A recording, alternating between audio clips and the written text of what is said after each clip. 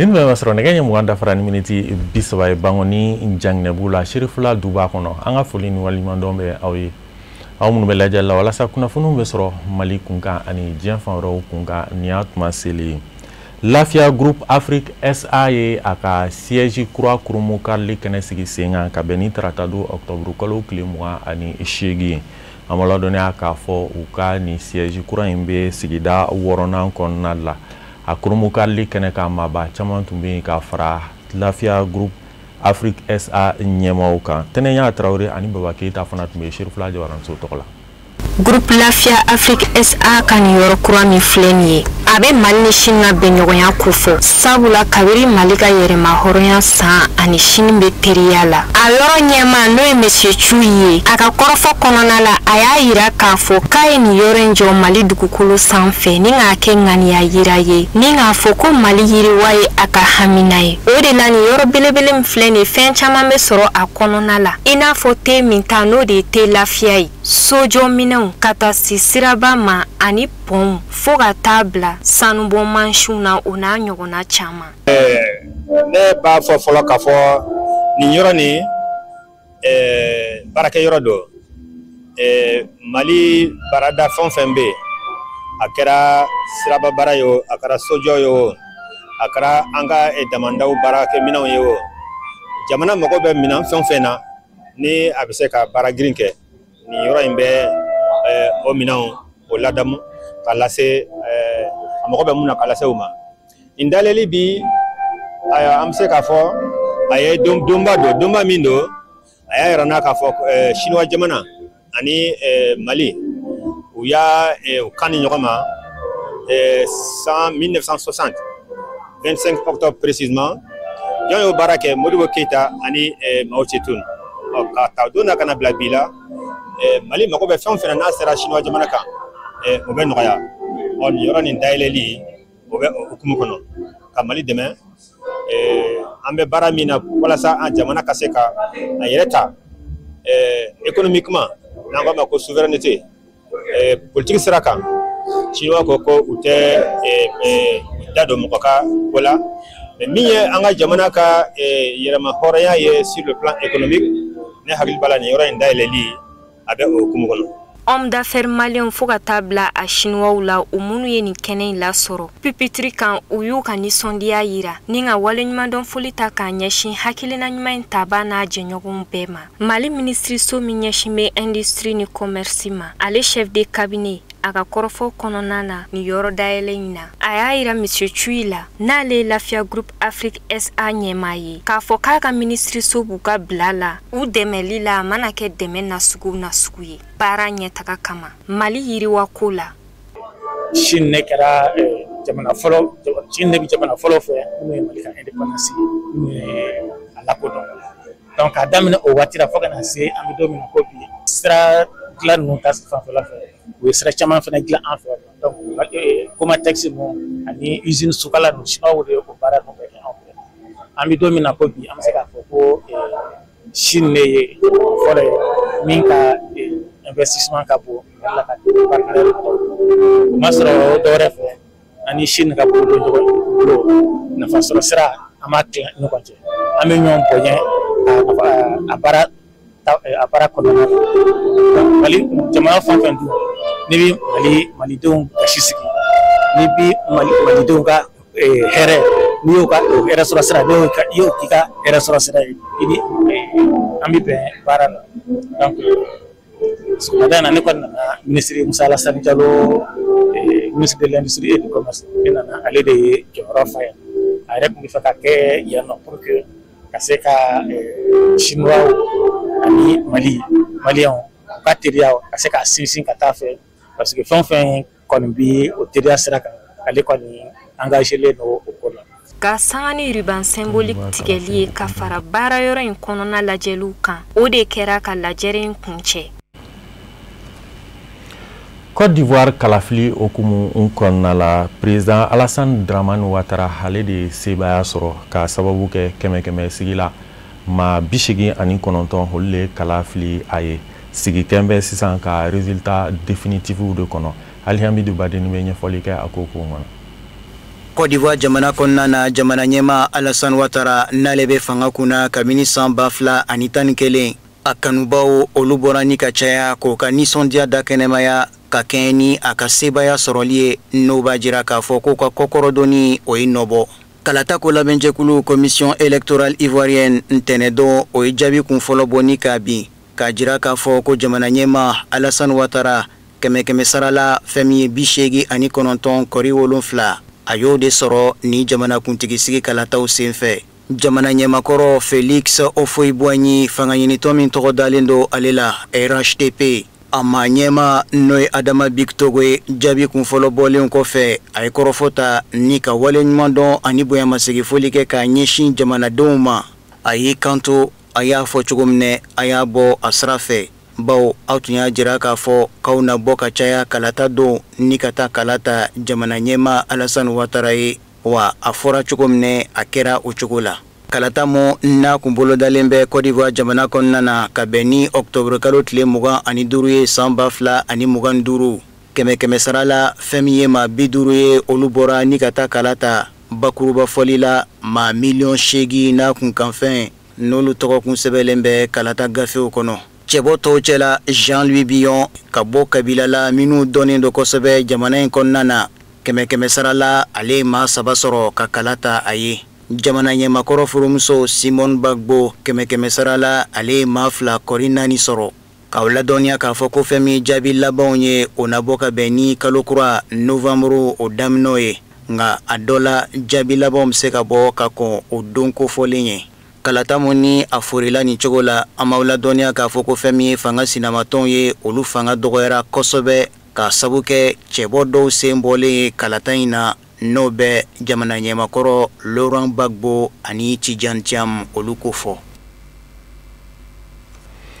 An bɛ to kalafili okumu kɔnɔna la Camerounkaw fɛ yen nɔ Paul Biya ale kɛra ɲɛma ye k'a sababu kɛ u ka kalafili mun kɛra ka bɛn octobre kalo tile 12 tɛmɛnen ma kɛmɛ sarala maa 53 ani kunkanfɛn olu ye kala ta a ye. Samayira Sanogo bɛ ɲɛfɔli kɛ a ko kunkan. Kalafili koɲɛw ɲɛbɔkulu Cameroun jamana kɔnɔna conseil constitutionnel a ye laseliw kɛ ka bɛn ni ntɛnɛ don ye k'a yira k'a fɔ Paul Biya o min ye jamanakuntigi ye min ka kɔrɔ ni bɛɛ lajɛlen ye bi diɲɛ bunna kun kan ko a ye sebaya ta ka sanga ni masakɛ kalafiliw tɛmɛnen ye min kɛra octobre kalo tile 12 san 2025 ka sanga ni kɛmɛ sara 53 nkɔri 66 ye jamanakɔnɔdenw ka danaya tali la ka da a kan a baarakɛɲɔgɔn kɔrɔ min kɛmɛ bi a sina ye fanganitɔ bunna kun kan Isa Chiroma Bakari kɛmɛ sara ale ye 35 nkɔri 19 sɔrɔ hali bi ka sanga ni jaabi dilow ye n'u y'a yira k'a fɔ Cameroun ka den kɛmɛ sara 57 nkɔri 7 olu bɔra ka taa kalaw ta. Paul Biya ye sebaya ta a kɛra kokura Cameroun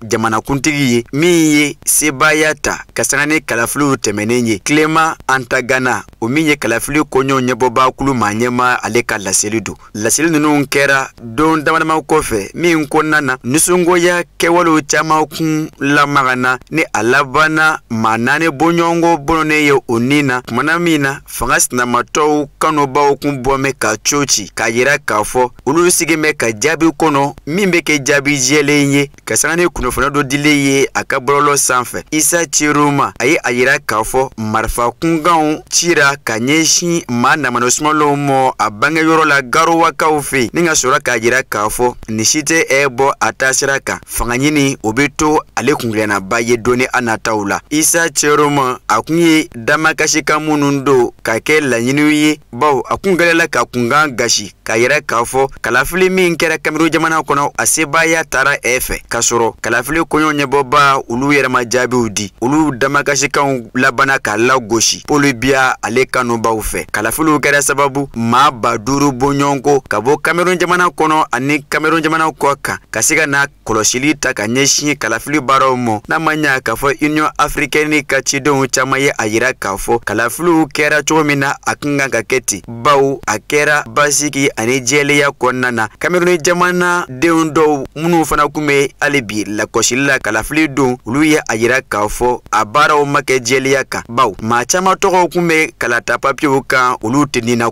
tugu wa kalafiliw be kɛ ni sɛbɛnfura minnu ye bulletin de vote olu kuntala ka di bɛɛ lajɛlen ma ka fara o bɛɛ lajɛlen kan dɔw ye ŋanamu ninnu don ka ɲɛsin kalafili tɛmɛcogo ɲuman ma Paul Biya a bɛ fanga na depuis san 1982 waati o kɛra kumana min na Cameroun jamana masakɛ Gale ale ye walan sɛmɛ o bɛɛ lajɛlen kɔfɛ a labana ka yɛlɛmaw don kalafili labɛncogo la min kɛra sababu ka dancɛw jɔsi ka bɔ san hakɛw kɔnɔna na kumana min na ni e ye sebaya ta kalafiliw kɔnɔ limitation des mandats a ka kɛnɛya konde kɛmɛ bi bɛɛ lajɛlen dala gɛsɛ ye bawo Paul Biya bɛ min kɛ nazara jamana kɔnɔna na furakɛliw la a tɛ o kɛ Cameroun jamana kɔnɔ o la a bɛ taa ka jamana fililen to a baarakɛɲɔgɔnw ani a ka denbaya bolo. An ka Kafunɛ Bacili lamɛn walasa ka diɲɛ fan wɛrɛ kibaruyaw dɔn.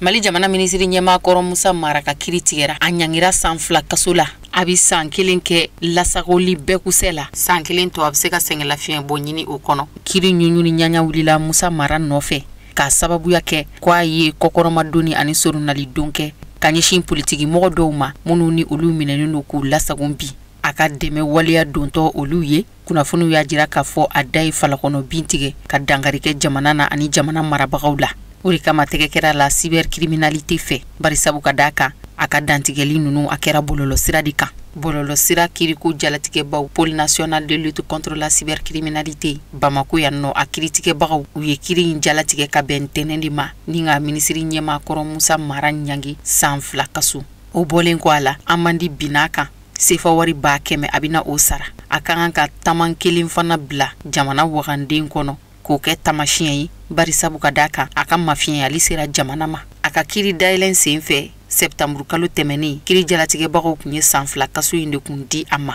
Musa Mara a ye minisiri ɲɛmaya kɛ jamana in kɔnɔ yan k'a ta san 2014 avril kalo la ka taa se san 2015 janvier kalo ma kiri kɔni y'a nɔ minɛ k'a sababu kɛ ko a ye dankari kɛ jamana na ani ka jamana marabagaw mafiyɛnya tɛgɛ kelen kɔfɛ a la o ti kalo tile fɔlɔ tɛmɛnen ni ka taa don bɛrɛ la ka sababu kɛ a ka dantigɛliw ye a ye minnu kɛ bɔlɔlɔ siraw fɛ juillet kalo tɛmɛnen n'o de sen fɛ n'a ye kuma faratilenw fɔ a kɛtɔ k'a ka kelenya ni soronnalidon ɲɛsi politiki mɔgɔ lasagolenw ma Musa Mara ka lapasaba ka fɔla ni o ye maître Muntaka Tali ye a ko Musa Mara ka kan ka appel kɛ ka sanga ni kiri jalatigɛli ye min ye san 2 kaso bin a kan.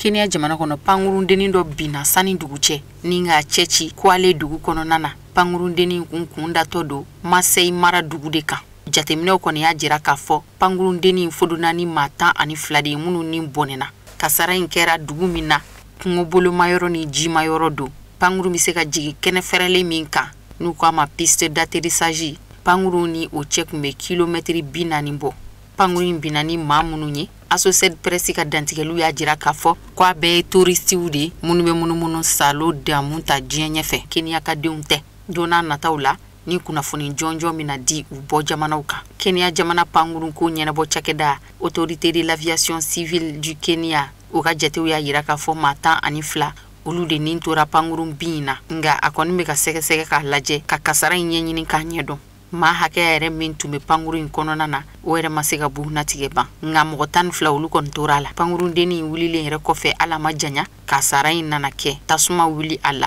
pangurun in yɛrɛ buruburu ani buna adamadenninw buruburu foyi ma to ni o tɛ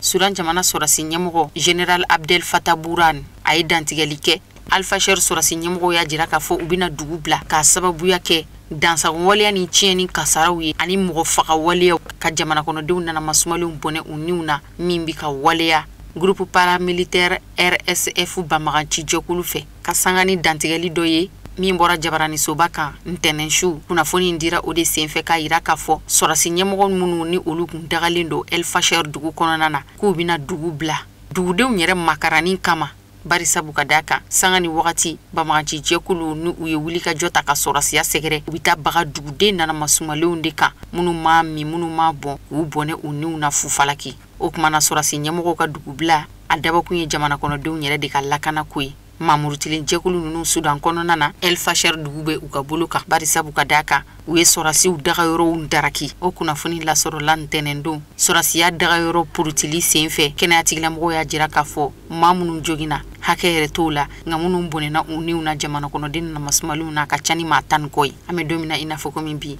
El Fasher dugu kɔnɔna na maa bayirika camanw de bɛ yen nɔ a fanba ye denmisɛnninlamɔgɔ ye El Fasher dugu da sɔgɔlen bɛ minnu da la n'u ma se ka boliyɔrɔ sɔrɔ ka t'u yɛrɛ kalifa fan wɛrɛw fɛ mankan in kɔni kɔlɔlɔntan tɛ bari a bɛ ka tiɲɛni kɛ hali k'a dan jamana yɛrɛ binnen filɛ nin ye banbaganciw tɛgɛ min kɔnɔna na a tɛna kɛ lafiya ani hɛrɛ ye jamana kɔnɔdenw ma.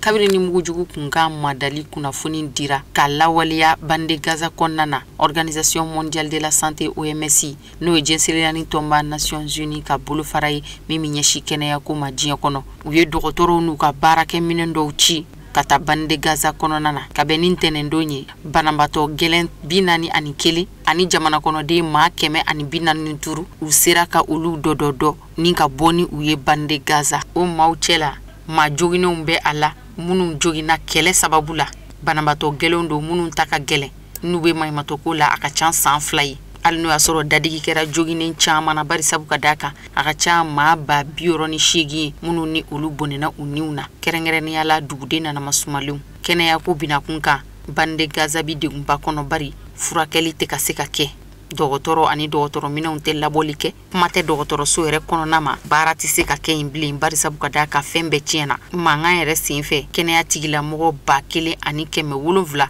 olu de bɔnɛna u niw na jɛnsɛnɛya tɔnba Nations Unies ka kulu min bɛ ɲɛsin kɛnɛya ko ma Organisation mondiale de la santé OMS a dɔgɔtɔrɔ dɔ ka fɔ la a ko kabiri mugujugu kunkan madali dabɔra bande Gaza kɔnɔ ka bɛn octobre kalo tile 10 ma ko nin y'a siɲɛ fɔlɔ ye u ka se ka évacuation médicale dɔ kɛ ka dɛmɛ don banabaatɔw ma ni k'u labɔ u ka furakɛ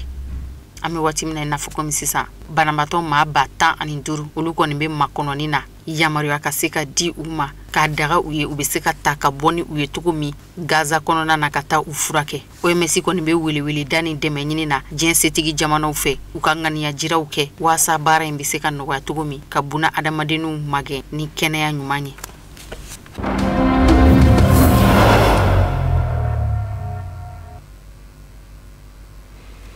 Foli kɛrɛnkɛrɛnnen bɛ kɛ k'a ɲɛsin an ka techniciens ma o fana de bɛ dan sigi bi bamanankan kunnafoniw na minnu sera ka fara ɲɔgɔn kan ka bɛn ni tuma in ma kunnafoni di so ɲɛmaayaso fɛ an caw ka lajɛliw la a kan bɛn n'Ala sɔnna ma.